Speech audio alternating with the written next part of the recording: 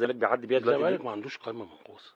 ده كلام، ده كلام برضه بيتصدر وهو مش صح.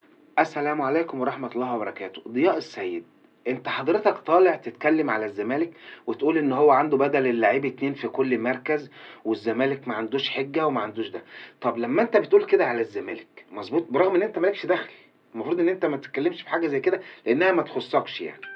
بس اي واحد فيكم بيبقى عايز يزج باسم الزمالك عشان خاطر يبقى ليه ايه وضع في الاعلام والترند والحاجات اللي انتوا عارفينها دي.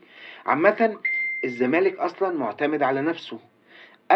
قبل ما تقول على الزمالك ان هو عنده بدل اللاعب 2، ما تشوف النادي التاني اللي هو بتاعك اللي بيسرق اللعيبه وبيخطف اللعيبه، اللي عنده فلوس ملهاش عدد، اللي عنده لعيبه قد كده مظبوط، واللي عنده نفوذ في كل قطاعات الرياضه في مصر. انت سايب ده كله وبتتكلم على الزمالك؟